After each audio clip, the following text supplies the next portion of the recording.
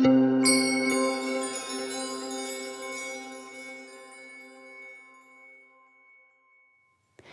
everyone, welcome to Ekhart Yoga. My name is Esther. I'd like to take you through a few minutes of wrist strengthening exercises. I just get so many questions of people that cannot do the proper yoga class or even the beginner's yoga classes because they feel their wrists aren't strong enough for most of the poses that are used these days, like down dogs and planks and chaturangas. So just something you can do every day to help you build up that strength. And it's really simple because we're just going to do a few poses and a few things on all fours. And in the beginning, you might need to take a break and you might need to come back for a moment and rest and then come back into it till you feel you can hold it all the time and then your wrists become stronger. So really just take that time. First of all, just come on hands and knees and let's talk about stacking the joints, because when the joints are stacked, you've got the right alignment. So, you know, your arms are straight, and then there's a few things you can just, if you follow me, you can really just hang in your wrist, lift your fingers and feel that all the weight's on the wrist. That's what you don't want. When you place your fingers down and you spread them, and you bring more weight in the thumb and the index finger, and then really press the fingertips down, the hands are working and it's active, and you have to put effort into it, but you can feel how it becomes lighter in the wrist joint. So this is also a part of becoming stronger. So really don't hang into the wrist. Bring the weight forward, press and claw those fingertips in the floor, pull index and thumb together while the fingers are spread. And then also you have to rotate the outer arms, you have to move them to the back of the mat. So it's the same instruction almost as that the armpits begin to look at each other. So outer arms moving towards the back of the mat, armpits sort of look at each other. You're starting to engage your chest muscles here. And now feel how it's already lighter on the wrist, but it's a lot of workout on the hands and the muscles there. So this is already hard. From here we can start doing some cat-cow. So inhale, lift your chest, lift your head, lift your tail, and exhale round. And just really work now on the work in the hands and the arms. So cat-cows are just to keep you busy, and of course, at the same time, we're lubricating the spine, which is lovely. So we're not doing it for nothing, but the work really is in the hands and the wrists and the arms to build up the right alignment and to build up the strength. So inhale, open up. Stretch the front of the body. Exhale, round the back body. Last one.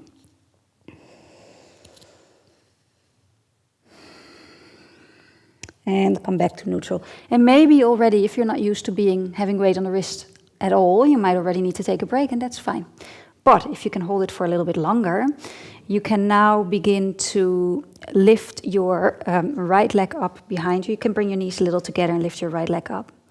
And turn your outer hip down so that your toes are pointing straight down. If this feels good, you can bring more weight onto the right arm. Keep your right shoulder back.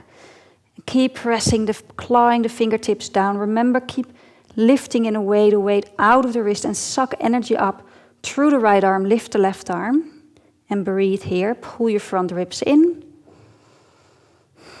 One more breath. Right knee, left hand down, other side. Now lift your left leg. Already start preparing, bring the weight into the left hand. Really claw the fingertips down, index and thumb moving together, taking your outer arm back. So you're rotating, yeah? So that the inner elbow starts to point forward a bit. And then taking your right arm up too. So this is not about hanging in there. This is about keeping the weight, keeping the work going in the hands. If you lose that, put your hand down, put your knee down, and rest in child pose, yeah?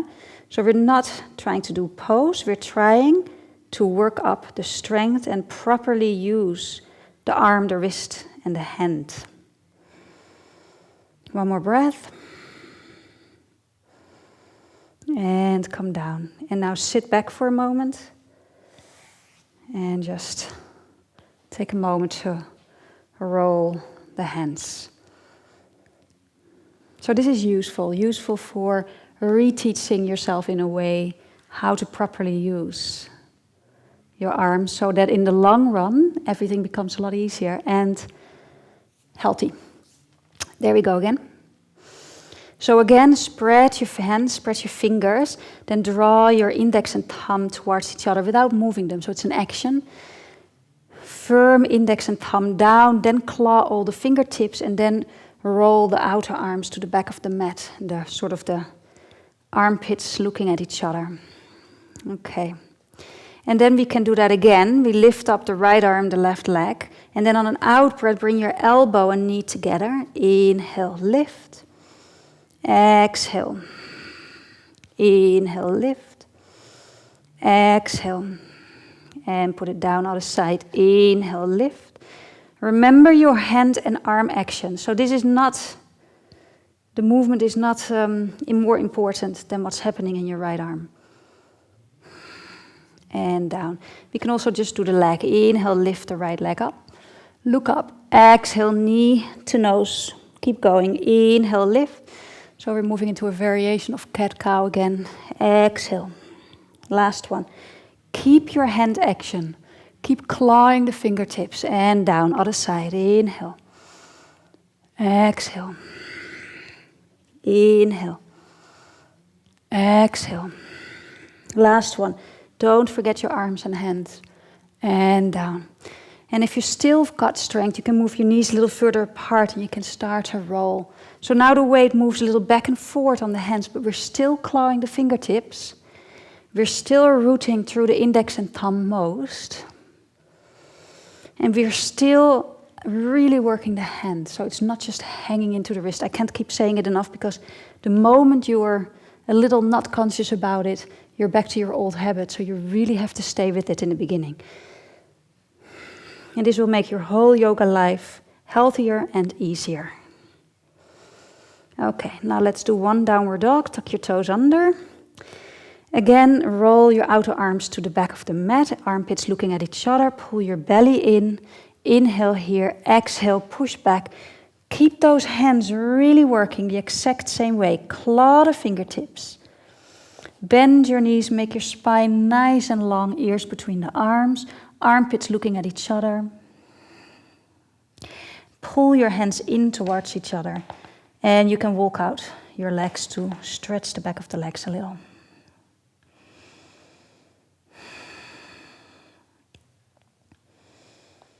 Okay. So really work those fingers. Press them down and feel how that takes the weight out of the wrist. Keep doing that. Bring the weight forward to plank. Keep pressing the fingers down. Keep. Yeah. So now, of course, there's more weight on your wrists because there's more stacking and there's more of an angle between your wrist and the forearms. But if you really keep your hand action really steady and strong, and this is hard work, it's probably completely different than you're used to, you're building up rightly. Inhale. Exhale, drop. And even when you come forward into a chaturanga, you still do that. Press those fingertips down. Hug your elbows in. Keep pressing. And that's, now I really feel my hands. And you can rest for a moment. Place your hands back. Before you push yourself up, you do the same things. You press, you claw those fingertips. And so it's really clawing. And index and thumb roots and push yourself back up. And then come to a seated position. So this is just a very simple way, just spending time on hands and knees, doing different things you can do just to increase the time that you are there. Will start to really strengthen your wrist, and then having the actions happening. Spread your fingers, claw, so that you can check for yourself. You don't want to easily be able to lift the finger off. So if you're not clawing, it's really easy to just lift. If you're clawing, it's more difficult to get that finger off the floor. So that's how much you should do it. Okay, hope that helps. And I'll talk to you soon again. Namaste.